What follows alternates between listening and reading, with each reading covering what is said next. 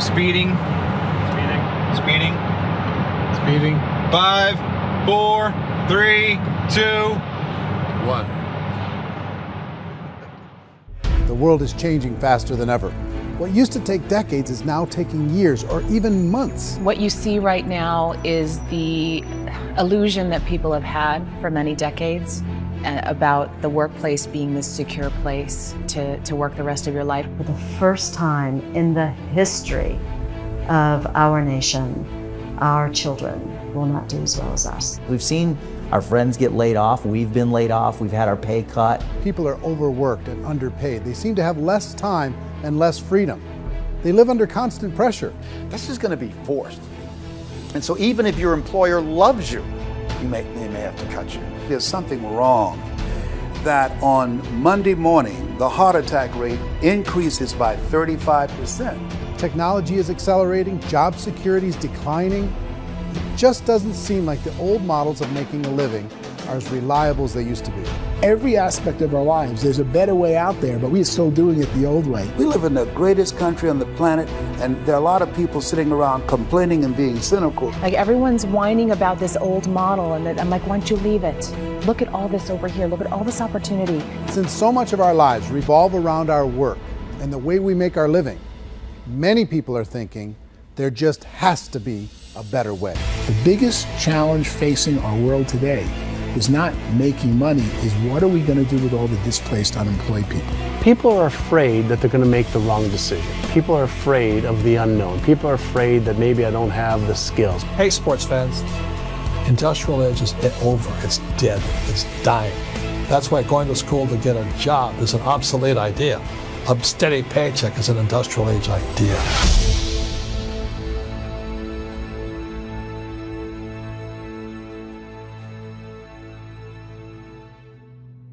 It's the search for answers that has brought us here together today.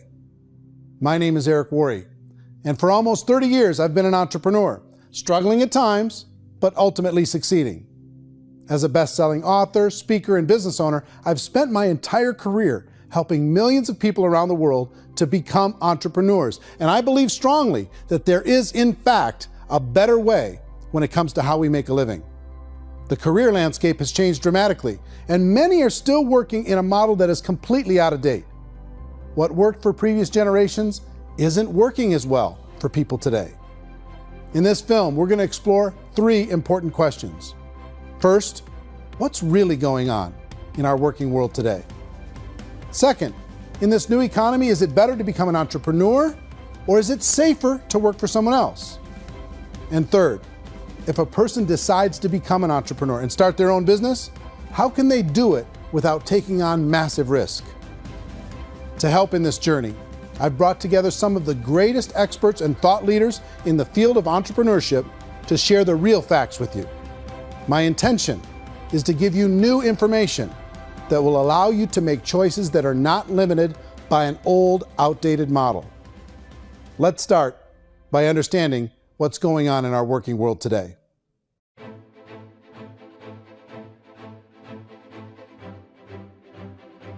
Let's look at unemployment. 30–40% of the people are honestly not working, but would be working. What our government does is if you haven't found a job in 6 months, we don't call you unemployed. We pretend you dropped out of the labor force. I've often said that unemployment, particularly structural unemployment, that's unemployment due to technological changes, is the first sign of economic growth. Think of it, 10 people live on an island. They go out every day and fish. One day, new technology shows up. A missionary brings them a net. Now, using the net, one pilots the boat, one throws the net. 2 fishermen can do all the work 10 used to. That's a 500% increase in productivity, 2 doing the work of 10, in one day. You don't have to learn a lot to learn how to throw a net instead of throw a fishing line. The island's got a big problem, 80% unemployment. But the island still has all the wealth of the fish because the 2 people produce as much fish as 10 did. Now, of course, looking back in history, these changes used to take thousands of years. And during that time, we went into farming and transportation. Some of us became doctors and some teachers and lawyers, and we developed all these new professions and new manufacturing jobs. Today, these changes are occurring literally in one day when a new technological advance occurs, and we don't have the social structures to deal with it or to retrain the unemployed people. So one of the things that I think is interesting as I travel across the country and really travel around the world is the way that we work and the way we get paid for work is changing pretty dramatically. On a global basis, everything is being turned upside down because of the rapidly advancing technologies. They are eliminating many jobs, and we have been left with many people not prepared for the jobs that exist. A lot of demand in public companies was to squeeze out all the fat and to get just as much margin as we possibly could, and fat equals humans. So this idea of job security in information age is so obsolete, but it's still taught inside our school system, and that's where the problem starts. There's no financial education in the school system, and people are still trained to be employees who work for that paycheck. This is a chart on the middle class. What's happening in the middle class, those that went to school, their incomes have been coming down for years. And parents still say to their kids, go to school, get a job. Now what happens to all those middle class people who are dropping off the ends of the chart? Well, they become what's called working poor. And this is what happens to working poor. But they say poverty is ending. Well, poverty may be ending, but working poverty is going up. And this is food stamp usage.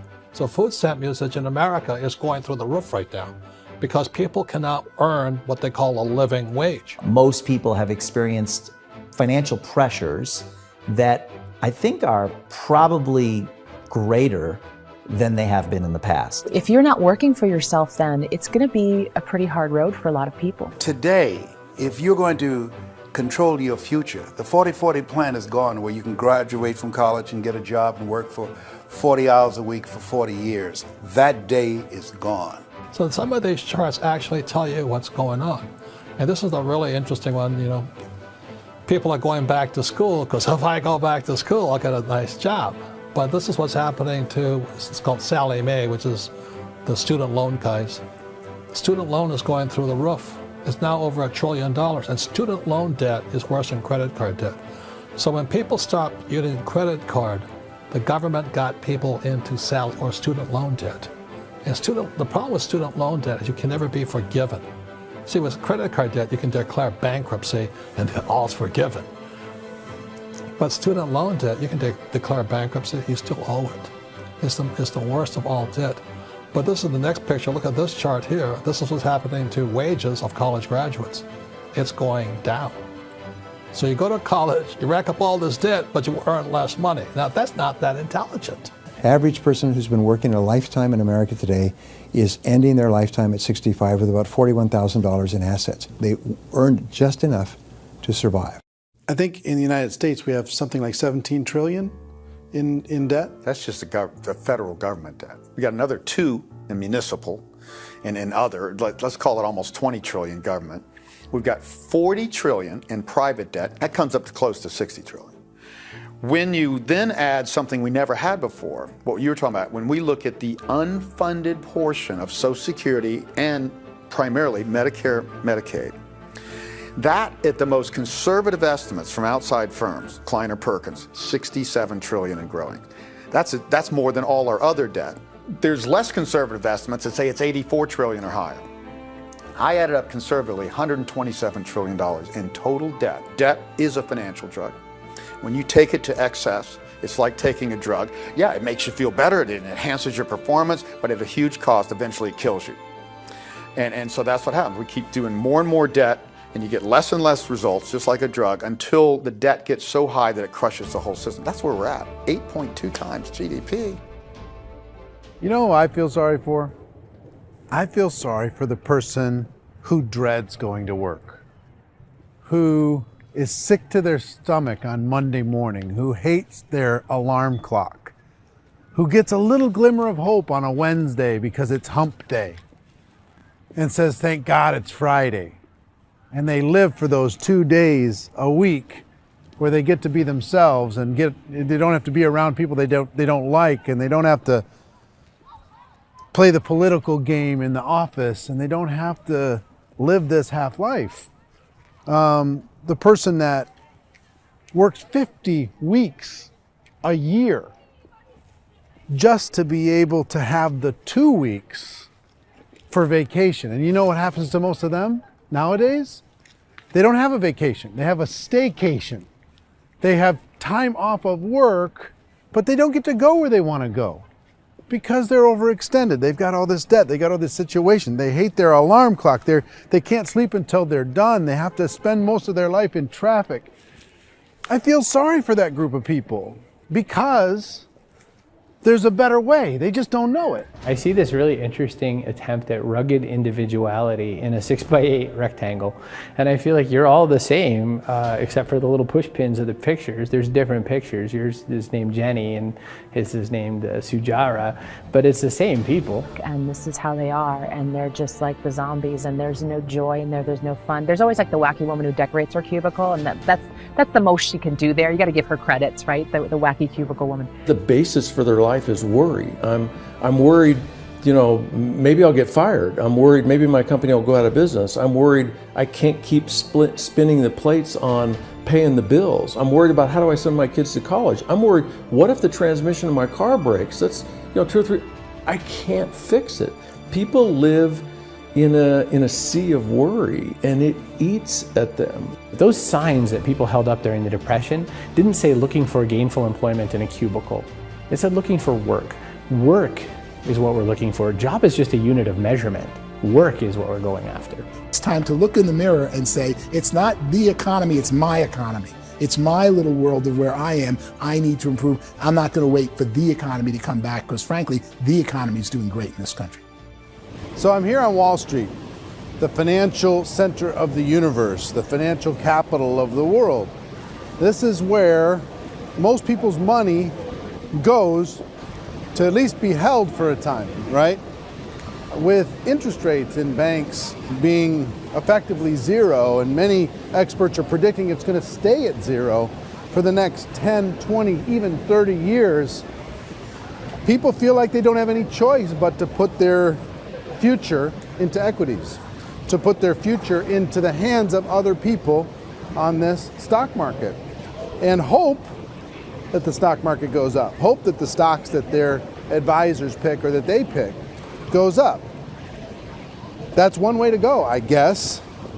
It's my personal belief that if you put your future into the hands of yourself, in other words, you have earning power by yourself, I think you're a better investment than these guys. I think you controlling your future is a better option than handing over your retirement to these guys. The average household income in the United States is approximately $50,000 a year, what they call the middle class. To reach the top 25% of income earners, you'd need to earn at least $90,000 a year. To reach the top 10% would be a household income of $140,000, the top 5%, $190,000, and to be in the top 1%, you'd need a combined household income of at least $380,000 a year. So here's the question. What do you think would give you the best chance to move up and get to the top 10%, the top 5%, the top 1% or beyond? In my opinion, and in the opinion of many, many experts, the answer is to become an entrepreneur, to become your own boss. I think you have to be a business owner. I can't, the only time I ever say to someone it'd be great to be an employee is when they've already told me they've surrendered. I only tell people who are wounded spiritually that they should be an employee. And it's that feeling that you get when you pick up the backpack off the little Cub Scout and say, "Don't worry, little guy, we'll get you back to the camp." You know, it is in no way a kindness when I tell someone they'd be a great employee. The other status symbol really increasingly is lifestyle. And people can own their own business, maybe even work out of their house. That, I tell you, people admire that, like, gosh, I wish I could do that. The spirit of the entrepreneur is to be a risk taker and to be resourceful and unstoppable and to have a vision of yourself beyond where you are and not willing to settle for life as it is. Think about the great entrepreneurs. They're visionary. They have heart. They're willing to do today what others won't so they can do tomorrow what others can't. Personally, I don't think of the new economy, the old economy. I create my own economy. The entrepreneur's in control. I decide what the economy is going to be like. In the world of entrepreneurship, there are no limits. You can make as much as you want, depending on how much you want to work and how smart you are and how great a team you put together. There's no more lifetime rewarding business than being an entrepreneur. Why in America, where anyone could be anything, would people want to give up their freedom and become effectively a modern-day slave, told shut up and be here every morning at 7:30, leave at 5:30, and do what I tell you? If people decide to become an entrepreneur and work for themselves, they have some traditional options, but they're riskier than you might think. Any kind of a retail business, retail build-outs is extremely expensive. Even just these small little yogurt stores where they're putting little yogurt machines and you get all the different flavors, you're spending $200,000, $300,000, $400,000 to open a yogurt shop. I would love to buy a Dunkin' Donuts, but it's $500,000 or so to start. I don't quite have that just in case money. Risking lose it all, and most guys do 2 or 3 times, and even big guys like Branson, because I'm such a fan of his, half his companies don't work. If you make $1 million, your problems are going to go. If you make $1 billion, your problems are really going to go. Just the opposite. You and I know when you're making $1 million, you get $1 million responsibilities. You make $1 billion, you got 1,000 times $1 million responsibilities. And most people say, I'd love to be my own boss. 70% of Americans would love to be their own boss, according to recent polls. But they don't know how to get there. Because what are you going to do? One, you could buy an existing business. If somebody's selling an existing business, you have to ask why. Usually because it's probably hard. It's probably not making as much money as they hoped. 2, they could buy a franchise. A little less risk, proven system, but it's expensive to be able to do that. 3, they could start something from scratch. And that's where a lot of people feel like, I don't have the chops to do it. I don't have the money. I don't have the product idea. I don't have the expertise. I don't have whatever it's going to take to be able to get there, and I can't risk my family to do it. So, 4th, they could become an investor. A lot of people in this town invest to try and figure out a way, but you got to be pretty smart with that game too, right? Venture capitalists, who are the very best and most sophisticated in investing in new breakthrough businesses, make it on 1 out of 11. That means 10 out of 11 are mediocre or fail. Most of them fail. That's the risk there. An angel investor is lucky to get 1 out of 15 or 20. A business is a team sport. Like, I have to have accountants, I have to have engineers, I have to have system designers, I have to have sales, marketing, I have to have accounting, I have to have mission statements, I have to have legal and all that. The average Joe Schmo, even me, I go out there, I don't have the skills to put a business together. I think the bottom line for the 4 traditional options is they take money, sometimes a lot of it. They take expertise, and they take time. All of that adds up to just too much risk for most people. I bought a business from somebody else and it was a lot of work. And you start wondering, what did I just buy? Because I guess ultimately I own your email list and I just overpaid for it. People that start their own business, they spend a lot of money, they spend a lot of time, a lot of effort to get things started. And the more you invest on the upfront, the harder you typically work at it. Well, I can tell you what the success rate is of a restaurant. What is it? They're crazy enough. About 90% of them fail. About 90%, in how quickly? Year or less. Wow. And if we're talking non-franchise, we're talking franchise, Sure. That's totally different. Yeah. But our students aren't getting franchise restaurants. You gotta invest big money. Exactly. And with someone like McDonald's, you've had to work with the company for a long period of time, really know the To even have a business. chance at investing $1 million. Have a chance, and it's a slim chance. What if there was a way that you had all the proven aspects, the comfort aspects, and you could still control your own life? What if there was both? In other words, you didn't have to create everything from scratch. You didn't have to be a super leader. All you had to do, what if there was a proven product already? You didn't have to create the product. And there's a proven system already, proven training already. Everything except an employer. That was the only thing that you didn't have. Do you think more people would be open to working for themselves in that environment?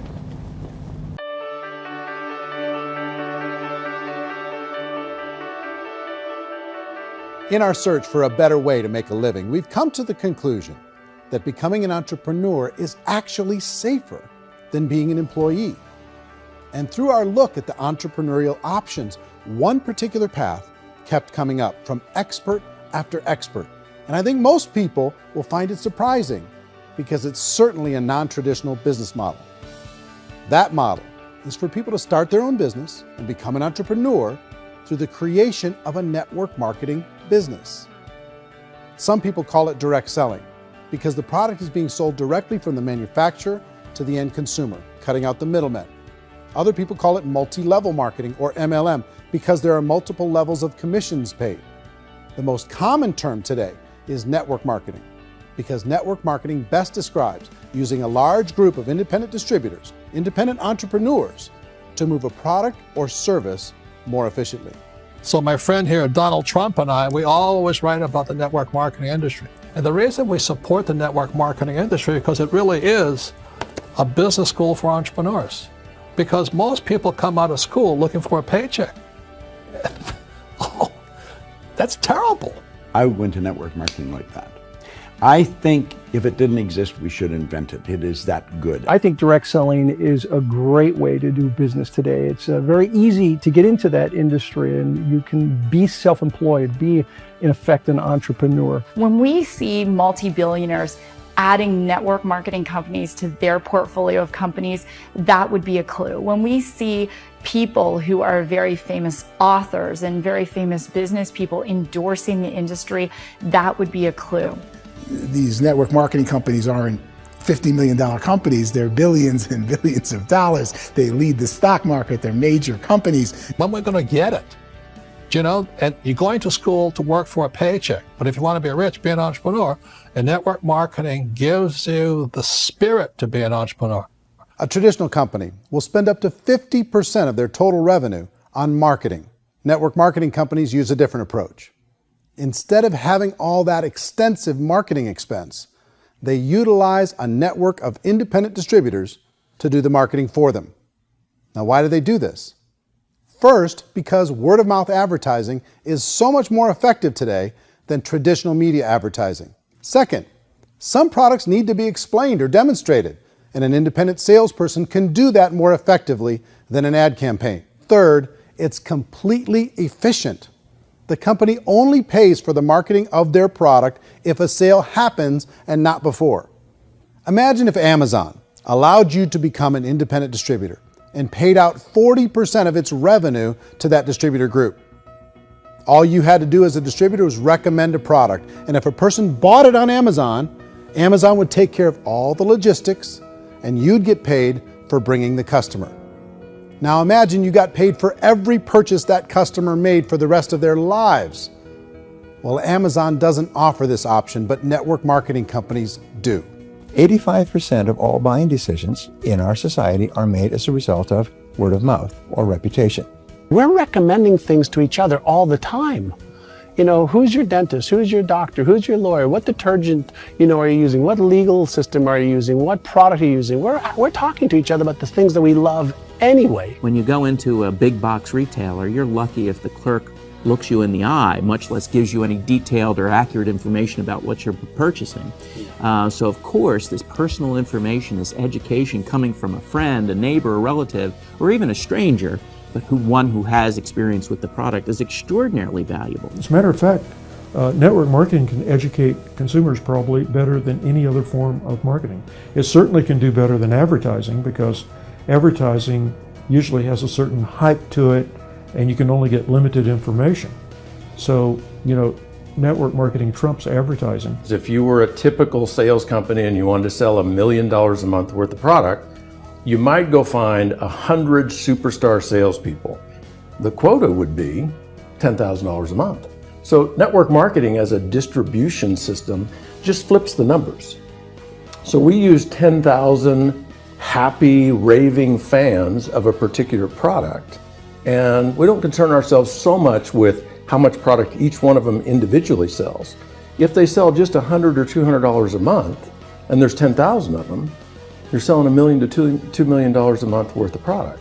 And that's the best way I can explain how network marketing works. This is the marketing arm of the company. There's not money being wasted on bricks and mortar. There's not money being wasted on inventory that's sitting stagnant somewhere. There's not of employees standing around that don't have customers. These are people that are going to connect with customers. These companies allow people to become independent distributors for extremely low cost and with no minimum time or sales quota. Essentially, they own their own business and can provide as much or as little sales as they choose. In other words, The distributor gets all the benefits of traditional business ownership without the risk. The advantage of network marketing is the ease of entry, the low risk, and the low startup cost, because almost everything else has very high risk. You can get in for a minimal investment. You're buying into a system that's already been proven, products or services that have been proven to work. The keys to network marketing is providing an opportunity for the masses to get involved, providing an opportunity for the average person who doesn't have the resources to start their own business. All of this so far is fairly straightforward, but network marketing offers another benefit, and it's this benefit that makes it so interesting for entrepreneurs. Network marketing allows a distributor to build their own network of other distributors and then compensates them on the sales created by that entire group. Direct selling is, at its base, very simple. It's the sale of a product or service to an individual on a face-to-face, one-on-one basis, just the way we're talking right now. But there's an important element as well, and that's the offering in conjunction with that sale of product, the offering of an opportunity for someone to make something of themselves. No matter what your social status is, no matter what language that you speak, I mean, look how many unbelievable people are becoming successful that speak every kind of language out there. What an awesome gift to give the world. Instead of having to work your way up in a system and prove that you could be a sales manager, they just decided everybody can be a sales manager. Everybody gets to build a sales team from day one. And so what that brought into the system of growth as a direct selling company is the concept of compounding or geometric progression. Because now you can actually grow a sales force very quickly because everybody is enrolling people in their own sales force. People who are like, oh, this is weird, I'm building a sales team, or what do you think you do at a regular company? How do you think a regular company works? Network marketing is the only industry that doesn't say your past determines your future. It looks at your past and says, okay, now what can we train you to do so you can have a great future? Every other employer out there wants to exploit you for what you already know, not teach you something new. Network marketing has the potential to save the United States and the world because it's going to teach people not to be employees, but to be entrepreneurs.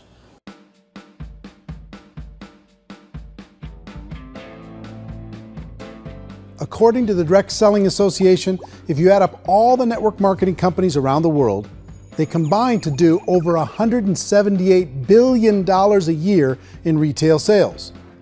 To give you an idea of how big that really is, the NFL, the National Football League, does approximately $9 billion a year. The music industry does a little more than $16 billion a year, and the movie industry does about $80 billion a year. Using a conservative average, network marketing companies pay their distributors about 40% of that $178 billion in the form of commissions, which adds up to more than $71 billion a year. That's almost $6 billion a month. It's almost $200 million in commissions every single day. So it's certainly working, and people are making serious money in network marketing. With the growth of the direct selling industry over the last 10, 15, 20 years, we've seen a broader understanding of the channel. We have seen more and more people getting involved in the business, so our penetration in the marketplace has increased, and thus the understanding in the marketplace of who we are has increased. And we've seen non-direct selling companies look at the direct selling model and say, something's going on there. People are making money, companies are being profitable, individuals are being motivated, product is being delivered to market. Maybe we should explore this. Some people think only the people at the top make money. Well, let's take a look at that as well. In the network marketing profession, there are roughly 500 people in the world who earn over $1 million a year. If you round that number up to $2 million a year, that adds up to about $1 billion a year. That takes the $71 billion paid out each year down to $70 billion. So where does the rest of the money go? The vast majority goes to part-time people making anywhere from a few $100s a month to many thousands of dollars a month. It goes to people who choose to make it a full-time career move and earning even more than that. Every day, people are using the money they earn through network marketing to pay off debt, have more fun, and improve the quality of their lives. Everyone I know in network marketing has been doing that since the 50s. They go to work when they want to go to work. They stop working when they want to take time with their children to have a leisurely breakfast and discuss issues and driving to school. They go back to work when they get home, wherever they're working out of. The biggest thing that I've seen is people that have become much happier in their life. MLM has probably made more millionaires of more people in more countries, and I've spoken to them in 67 countries, than any other single form of business, starting from nothing. If they have a choice between working a job for the next 10 years or working a network marketing business for the next 10 years, the result of working the network marketing business will be better. A lot of people within the industry go on and make this a career and do extremely well at it. Network marketing has been nothing but good for everyone I know that's been involved with it because they did it seriously and they played full out and they've been very successful. It's been a constant barrage of success stories and people showing off stuff that they got as a result of it. How many people are involved? Approximately 16 million Americans and 96 million people around the world are currently participating in network marketing. And in a recent poll, 82% of those people report a good, very good, or excellent experience with network marketing. So people are happy.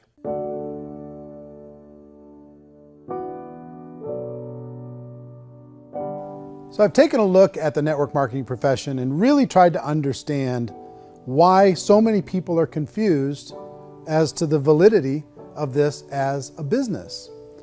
One is this pyramid shape. People get really messed up with this pyramid. Oh, it's one of those pyramid things. So I just think there are a lot of haters out there who really don't understand the industry and say, oh, it's a get-rich-quick scheme. It's a pyramid.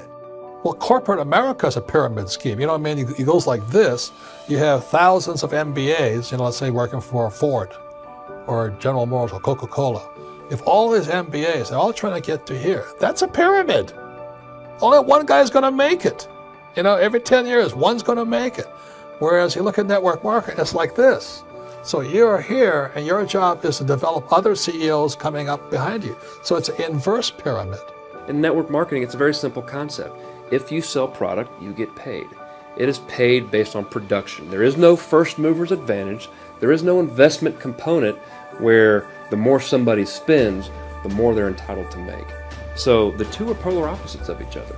It doesn't matter what shape the company is or the compensation plan is shaped, whether it's a circle or a pyramid or a triangle or a trapezoid, it doesn't matter.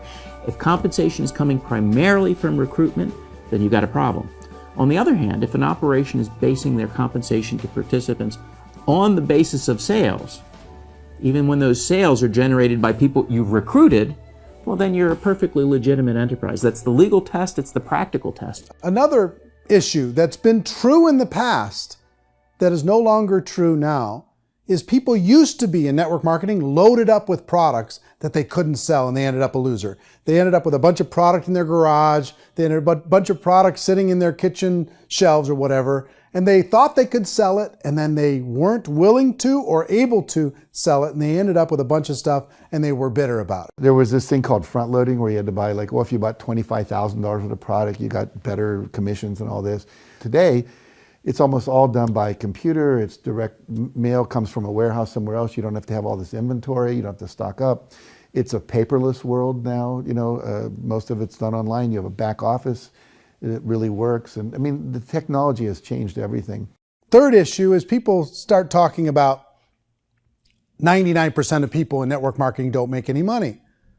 Well, we've talked about that over the course of this journey together.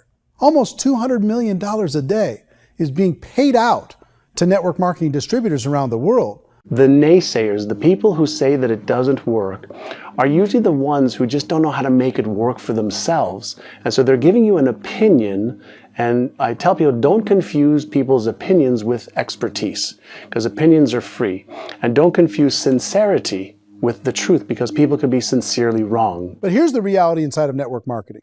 The vast majority of people that get involved in network marketing just become customers and they get involved to be able to purchase product at a lower price.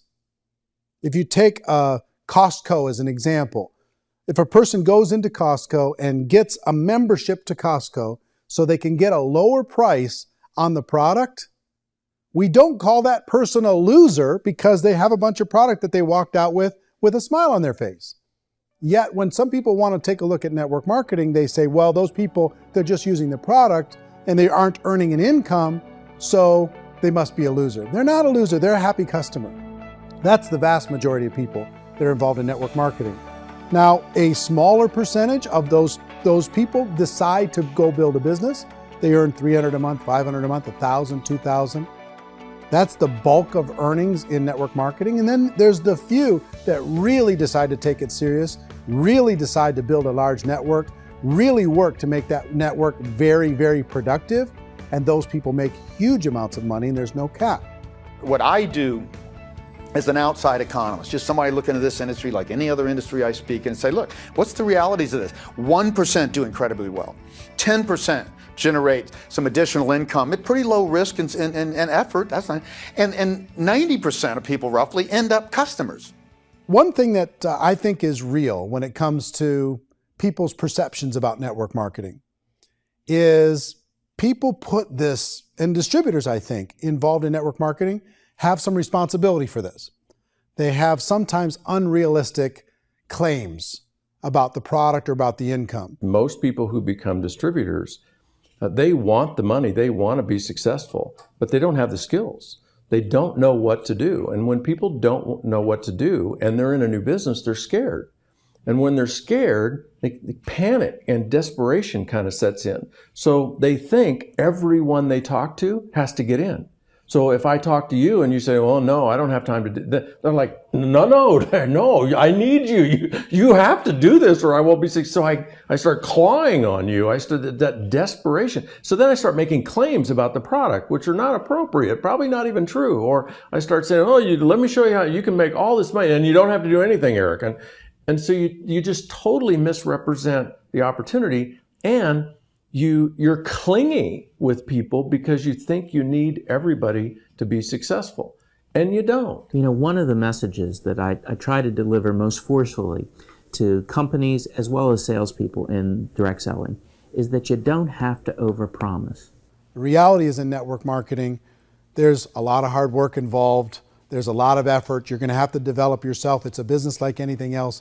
It's going to take some time, but in my opinion, it's better.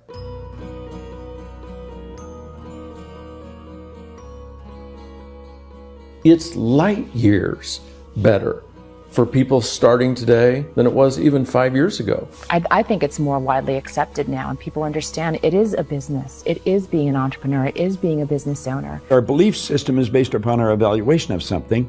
And frequently, if we reevaluate a situation, our belief about that situation will change. The industry has changed and it's grown up. It's totally transformed. You've got young people today that have grown up with social media, and they understand networks. They understand how people are connected through technology, and they understand how money flows through those networks. So when they see network marketing, they don't see it the way their parents saw it. And we've all learned, the larger industry that you represent, has all learned from those mistakes and flaws and errors that have happened early on. Early algorithms didn't work the right way. That's all fixed. It's like when they design a computer program, they design the program, then they run it, and then they go back through and they debug it.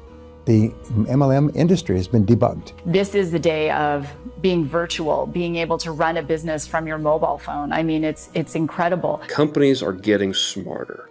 They're implementing more consumer protections. They're implementing more compliance training. They're doing more with respect to product research. If you do get involved and you make purchases of inventory, even on a voluntary basis, if you decide that this business is not for you, you can leave and have that inventory repurchased by the company. There's no other business that offers that kind of protection on a voluntary, self-regulatory basis.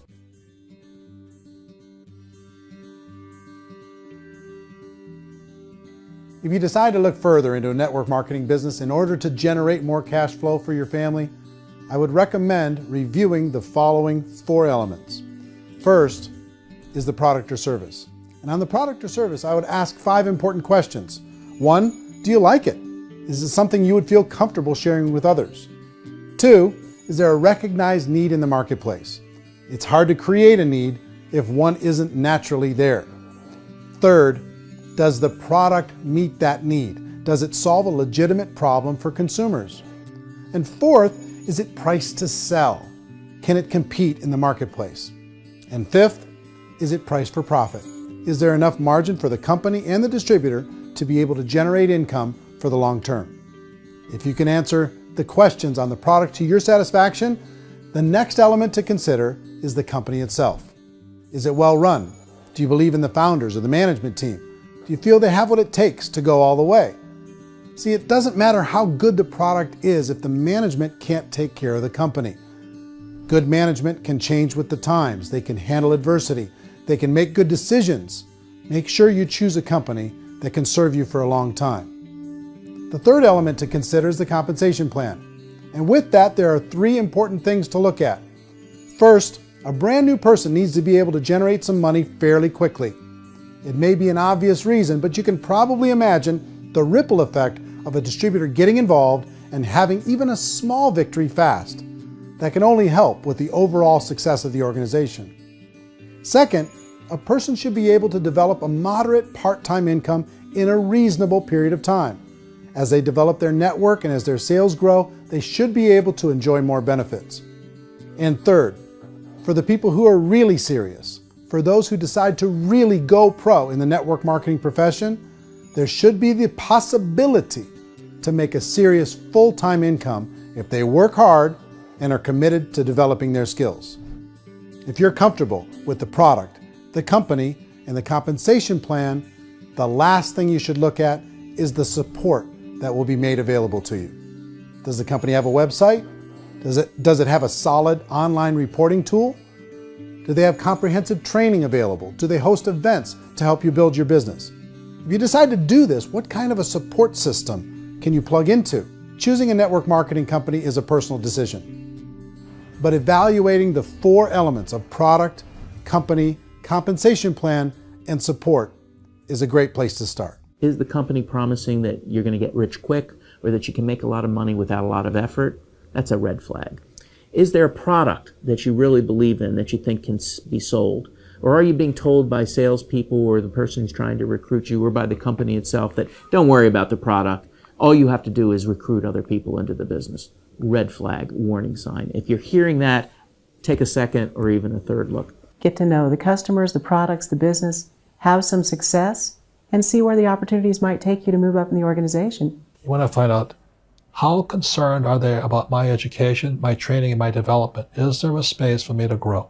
Most important question. Learn everything that you can about the product. Make sure it's something that you believe in, and learn everything you can about the industry and work that system. You have to be very passionate about whatever that company is doing. I would get involved. You can always test drive anything, you know, the product, the service, the community, and then lean into it a bit. If it feels good, then lean into it a lot. Behind me is the Lincoln Memorial. And this is a place where Martin Luther King Jr. had his famous "I Have a Dream" speech. And at that speech, he talked about his dream for equality for everyone around the world, and that's a noble dream. But I think more people need to remember what it was like when they were kids and the dream was still alive in them. Before it got beaten out of them by reality, by this paycheck, by these responsibilities, and by having to live for this job to pay the bills. I think people need to remember that, go back to that. Once they know that there's a better way, I think their future is going to be much brighter. They can live a better life.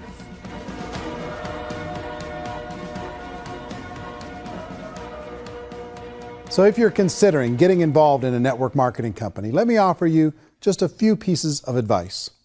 First, network marketing isn't perfect. It's emotional, it's challenging.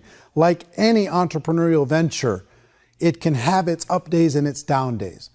But if you have an entrepreneurial bone in your body, it's just better. Second, if you're gonna do it, decide to be professional. Decide to go pro. It's better to do that than just be this amateur sticking your toe in the water. Third, as any professional, you're gonna have to learn some new skills. And I promise you, inside of the network marketing profession, they're not too difficult to learn. Fourth, like anything worthwhile, it's gonna take some time. Don't expect that you're going to get to the finish line right out of the gate. And fifth, it's worth it. It's worth it to be able to take charge of your life again. It's worth it to be able to control your own financial situation. It's worth it for the people you're going to be able to spend time with. It's worth it for the things you're going to be able to see and the experiences you're going to be able to experience. It's worth it for the causes you're going to be able to contribute to, the lives you're going to be able to touch, the customers you're going to be able to help, the friendships you're going to be able to develop. I promise you, it's worth it. Remember, most people are searching for answers just like you are. But I do have to tell you the catch to network marketing. If there is a catch, if you want to understand this from an emotional point of view, people say, well, it sounds too good to be true. It's not, it's hard work. But here's the catch. Most people still don't understand it. So you're going to have to endure the loss of social esteem from ignorant people. The uneducated will think less of you. Now, if you can handle that, you're on your way. If that's going to destroy you, you know what? Entrepreneurship in general probably isn't in your future. If you can face that catch, you can become unstoppable. I want everyone to really contemplate this if they're not in network marketing. You're in a job, you probably have a mortgage, you have rent, you have debt, whatever's going on. You're in a prison. You work just hard enough to keep them from firing you, and they pay you just enough to keep you from quitting. Come on! I've been there, done that, and bought that t-shirt. In network marketing, if you run into failure, it's really just a homework lesson for yourself. There's no one to blame. You really have no excuse not to be successful. You just don't. People don't want to hear that, but there's so much available to you. If you want to be a good network marketer, be a student to the people above you, be a fellow traveler to the people on the same level, and be a teacher to those below, and know when it's appropriate to do which. People who are not afraid of asking people to buy things, or not afraid of persuading people with a chance they may say no, these people own the future. Nothing happens until something moves. So you got to go move, you got to go do something, or nothing's going to change in your life. In the beginning, you're going to do a lot of things that you don't get paid for. But as you go down the road, you get paid for a lot of things that you don't do. And your job is rehabilitate the spirit, the entrepreneur spirit in all of us. You get it back. Either give it a strong yes or a strong no, but no wishy-washy, dilly-dally stuff in the middle. There's dreams and there are nightmares, but I believe that the biggest nightmare of all is when you don't pursue your dream. You're going to see some monumental growth in this profession. It's an exciting, exciting time to be involved with the network marketing profession. The next 10 years, I see just exponential growth. When that tipping point comes, it's not a matter of asking somebody, have you ever heard about network marketing? You're really asking them, which company are you building your wealth in? We are here to fix the world, to improve relationships with other people, to improve other lives. And the real reward comes as an entrepreneur in any level from teaching somebody something and watching them soar. There is no greater reward.